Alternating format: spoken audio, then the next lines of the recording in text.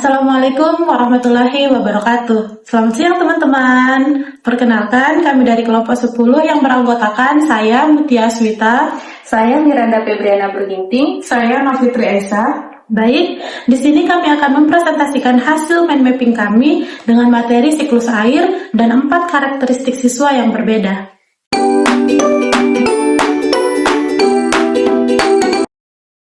Baik, di sini yang pertama saya akan menjelaskan tentang mind mapping kami dengan pembahasan yang pertama, yaitu saya akan menjelaskan 4 karakteristik siswa yang berbeda ini. Yang pertama adalah Nina, yang dimana Nina adalah pemikir konkret yang sangat taat aturan. Yang kedua yaitu Adi. Adi adalah anak yang sangat aktif dengan kegiatan sosial. Maka di sini Adi adalah pencari teman yang mengutamakan harmoni sosial. Yang ketiga yaitu Mario. Mario adalah petualangan eksperimen yang bertindak berdasarkan eksplorasi. Yang keempat adalah Laksmi. Laksmi merupakan pemimpin kreatif yang sangat sensitif terhadap nilai-nilai personal. Baik, setelah kesimpulan keempat karakteristik siswa tersebut, di dalam mind mapping kami menjelaskan pendapat para ahli mengenai teori perkembangan yang sesuai dengan kebutuhan karakteristik siswa tersebut untuk pembelajaran di dalam kelas. Selanjutnya yaitu tujuan mind mapping kami di sini pada materi siklus air ini untuk menjadikan pembelajaran terasa hidup dan bermakna bagi setiap anak di dalam kelas. Baik, yang pertama yaitu Nina. Nina merupakan si pemikir konkret. Jadi berdasarkan teori perkembangan untuk si Nina, termasuk ke dalam teori perkembangan dari Jean Piaget, yang dimana di sini teori ini mengatakan perkembangan kognitif terbagi menjadi 4 tahapan yang berurutan, yang dimana di sini Nina termasuk ke dalam tahap operasional konkret dari usia 7 tahun sampai 11 tahun. Pada tahap ini, anak dapat berpikir logis dan sistematis tentang peristiwa kognitif dan dapat mengurutkan benda, akan tetapi pada tahap ini masih terikat pada pengalaman yang nyata. Jadi di sini Jean Piaget berkata anak tipe ini tahap-tahapnya masih ke dalam tahap konkret yang abstrak, kayak penguapan. Di sini Nina belum melihat bagaimana penguapan itu terjadi. Maka berdasarkan teori ini, Nina membutuhkan hal-hal yang konkret untuk menjelaskan bagaimana proses tahap penguapan ini, pengembunan ini, agar terlihat nyata dan dapat dirasakan langsung oleh anak tersebut. Jadi berdasarkan pengalamannya ini, Nina tidak bisa membayangkan dan sulit membayangkan bagaimana hal-hal yang tidak nyata untuk diterjemahkan langsung di dalam kelas. Maka dari hal ini kita bisa melihat teori Jean Piaget ini diterjemahkan jadi aksi nyata untuk rencananya agar teori ini tidak hanya berjalan seperti teori saja, tetapi dapat diolah menjadi kegiatan yang spesifik di dalam kelas. Maka di sini Nina membutuhkan aktivitas yang langsung dilaksanakan dan dirasakan melalui kegiatan yang langsung ataupun yang nyata di dalam kelas. Untuk itu, di sini strategi dalam pembelajaran yang dapat digunakan untuk Nina adalah melakukan atau mengajak Nina dan teman-temannya untuk mendiskusikan hasil percobaan mereka melalui peragaan langsung ataupun praktek langsung di dalam kelas, yang dimana nanti hasilnya akan dapat hasil dari percobaan anak-anak tersebut dengan hasil diskusi berdasarkan peragaan nyata mereka di dalam kelas tersebut. Nah, dengan ini mereka akan melihat bagaimana prosesnya secara langsung dari yang melaksanakan peragaan itu, sehingga hasil dari peragaan itu terlihat langsung oleh anak-anak tersebut. Baik, sekian dari presentasi mind mapping yang saya lakukan tentang karakteristik Nina, si pemikir konkret. Yang selanjutnya akan disampaikan teman saya untuk melanjutkan mind mapping selanjutnya. Terima kasih. Terima kasih kepada teman saya yang telah mempersilahkan.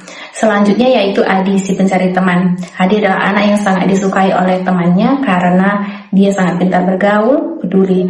Namun Adi ini lebih mementingkan kegiatan sosial dibandingkan dengan pembelajaran. melihat karakteristik yang dimiliki oleh Adi ini sejalan dengan teori perkembangan sosial emosional yang dikemukakan oleh teori Vygotsky dan juga teori Erikson. Teori Vygotsky berpendapat bahwa belajar terjadi dalam interaksi sosial dan anak akan memerlukan bantuan sementara dari guru ataupun teman sebaya. Kemudian teori Erikson berpendapat bahwa perkembangan kepribadian manusia terdiri dari 8 tahap, dan setiap tahapnya itu memiliki krisis emosional yang dapat diatasi melalui interaksi sosial, sehingga akan menghasilkan kepribadian yang sehat. Berdasarkan teori Erikson, Adi si pencari teman ini berada pada tahap industri vs inferiority, di mana ketika dia mengalami kesuksesan akan meningkatkan kepercayaan dirinya, namun ketika dia gagal akan menimbulkan rasa rendah diri. Berdasarkan teori yang telah dikemukakan oleh Vygotsky dan juga Erikson, kembali kita melihat karakteristik yang dimiliki oleh Adi si pencari teman ini, yang mengartikan bahwa Adi ini membutuhkan interaksi sosial ataupun dukungan teman di dalam belajar. Sehingga untuk memenuhi kebutuhan Adi dalam kegiatan pembelajaran di kelas yang sesuai dengan karakteristiknya, dilakukan strategi pembelajaran. Melalui strategi pembelajaran di dalam kelas, di mana Adi akan belajar secara berkelompok, karena Adi adalah orang yang sangat pintar bergaul ataupun aktif sosial. Kemudian pada materi pembelajaran siklus air, Adi akan ditugaskan di dalam kelompok dan Adi bertugas sebagai koordinator kelompok. Hal ini akan menjadikan Adi mendapat pengakuan sosial dan juga menciptakan kolaborasi bersama teman-temannya, sehingga akan terjadinya interaksi sosial dan juga tutor teman sebaya, sehingga terdapat pembelajaran yang lebih bermakna bagi Adi.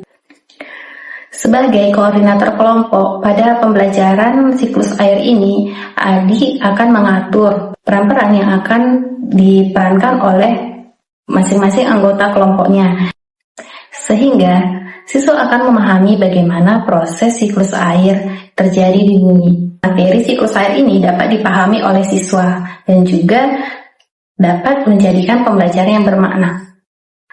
Selanjutnya yaitu Mario, petualang eksperimen, di mana Mario ini adalah anak yang sangat aktif, terampil, namun sangat sulit untuk berhenti bergerak. Nah, melihat karakteristik yang terdapat dalam diri Mario sejalan dengan teori perkembangan fisik yang dikemukakan oleh ahli Gabbard dan Malina, di mana teori Gabbard menyatakan bahwa perkembangan fisik tidak terisolasi, namun berinteraksi erat dengan domain kognitif, sosial, emosional, moral, dan juga membentuk fondasi bagi pembelajaran dan perilaku di kelas. Kemudian teori perkembangan fisik yang dikemukakan oleh Malina bahwa perubahan-perubahan itu tidak hanya mempengaruhi kapasitas fisik anak, namun juga membentuk landasan biologis untuk perkembangan kognitif, sosial, dan emosional mereka. Berdasarkan pendapat oleh Gabbard dan Malina tentang teori perkembangan fisik ini, kita dapat melihat bahwa perkembangan motor ini terhubung dengan pemahaman kognitif, di mana aksi fisik yang akan dilakukan oleh anak ternyata memperkuat pemahaman anak di dalam pembelajaran. Kembali kita melihat karakteristik yang terdapat dalam diri Mario, si petualang eksperimen. Nah, kita dapat berpedoman pada teori ahli Gabbard dan Malina untuk memenuhi kebutuhan Mario. Nah, di mana Mario yang merupakan siswa yang sangat fokus pada kegiatan gerak motorik dan juga aktif dalam kegiatan fisik, namun kita dapat mengubah keaktifan itu menjadi pemahaman materi. Nah, dalam mencapai tujuan ini dibutuhkan strategi pembelajaran yang akan dilaksanakan agar memenuhi kebutuhan yang diperlukan oleh Mario, si petualang eksperimen. Pada kegiatan pembelajaran dengan materi siklus air ini, kita dapat melakukan pembelajaran yang menyesuaikan Mario sesuai dengan karakteristik yang terdapat dalam dirinya. Nah, strategi pembelajaran yang tepat untuk Mario ini adalah eksperimen di lapangan terbuka, sehingga Mario dapat belajar melalui tindakan langsung ataupun eksplorasi lingkungan. Pada materi siklus air ini, kelompok Mario akan belajar di luar kelas untuk melakukan eksperimen tentang siklus air, di mana Mario akan menangkap uap air tanaman yang terdapat di dalam plastik. Nah, Mario akan mengamati tanaman tersebut dan melihat proses yang terjadi. Kemudian, Mario akan dapat melihat bagaimana siklus air itu terjadi secara nyata melalui uap air tanaman tersebut. Nah, pada akhir pembelajaran, Mario akan dapat menyampaikan kesimpulan ataupun hasil bagaimana siklus air itu terjadi di dalam bumi ini. Jadi di dalam pembelajaran ini kebutuhan Mario terpenuhi, di mana Mario yang sangat aktif secara fisik dapat terrealisasikan melalui kegiatan eksperimen ataupun tindakan langsung, dan juga aktivitas fisik dia selama eksperimen juga dapat menambah pemahaman Mario akan pembelajaran. Jadi sekian materi yang dapat saya sampaikan, selanjutnya akan dijelaskan oleh teman saya. Terima kasih. Oke, terima kasih kepada teman sebelumnya yang sudah mempersilahkan saya. Selanjutnya, saya akan menjelaskan tentang si Laksmi, yaitu seseorang atau seorang anak yang si pemimpin kreatif. Di sini, si Laksmi ini dia memiliki karakteristik yang suka dengan imajinatif, seperti cerita, gambar, dan proyek kreatif. Yang kedua, si Laksmi ini membutuhkan apresiasi untuk hal-hal yang menurut dia unik. Dia membutuhkan apresiasi dari teman-teman sekitar, dari guru, dan dari orang-orang yang ada di sekitarnya. Si Laksmi ini, dia adalah seseorang yang ketika dia belajar, dia harus memiliki tujuan. Tujuannya itu apa sih kita belajar? Begitulah karakteristik dari si Laksmi. Dari karakteristik si Laksmi, yang sesuai dengan teori Kohlberg atau Gilligan. Teori ini menyatakan bahwa pembelajaran itu terhubung dengan perkembangan moral yang termasuk untuk memahami dampak terhadap lingkungannya. Dampak apa sih yang didapat ketika kita melakukan pembelajaran ini? Di sini, si Kohlberg, dia itu berpendapat bahwa di tingkat satu ini ialah tingkat moralitas prakonvensional, yang dimana pada tahap pertama, hukuman moral didasarkan pada konsep hukuman. Anak percaya bahwa jika konsekuensi dari suatu tindakan adalah hukuman, maka tindakan tersebut adalah salah. Yang dimaksud di sini ialah ketika anak membuat suatu kegiatan, misalnya dia melakukan pencurian. Di pencurian ini ialah salah. Jadi dia merasa kalau pencurian ini nanti dia lakukan, dia akan dihukum karena pencurian ini ialah salah. Yang selanjutnya yaitu pada tahap kedua. Pada tahap kedua ini, anak mendasarkan bahwa pemikirannya pada kepentingan diri dia sendiri dan ketidakseimbangan. Contohnya, kalau kau bantu aku juga bantu kau. Begitulah menurut si Kohlberg. Yang selanjutnya yaitu menurut Carol Gilligan. Menurut Carol Gilligan ialah yang dimana pemikirannya itu berpusat pada moralitas kepedulian atau sistem kepercayaan tentang tanggung jawab manusia, kepedulian, dan pertimbangan terhadap orang lain. Di sini, Carol Gilligan menyangkal pemikiran dari si Kohlberg, yang dimana kalau si Kohlberg ini tadi dia menyatakan bahwa moral itu berawal dari ketika kita melakukan kegiatan itu salah, kita mendapat hukuman. Sedangkan si Carol Gilligan ini berpendapat bahwa tentang kepedulian dan moral dari seseorang. Contoh dari kegiatan yang bisa dilakukan oleh Laksmi ialah yang pertama, yaitu memahami dampak dari siklus air. Yang kedua, dia melakukan karya untuk cara menghemat air, misalnya seperti poster, cerita, maupun proyek-proyek yang lain yang bisa dilakukan untuk melatih imajinatif si Laksmi.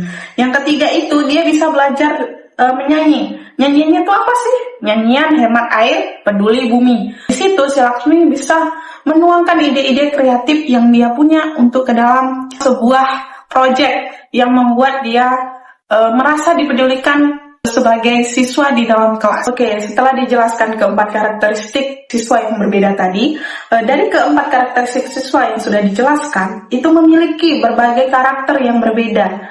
Contohnya yang pertama si Nina, dia adalah si pemikir konkret.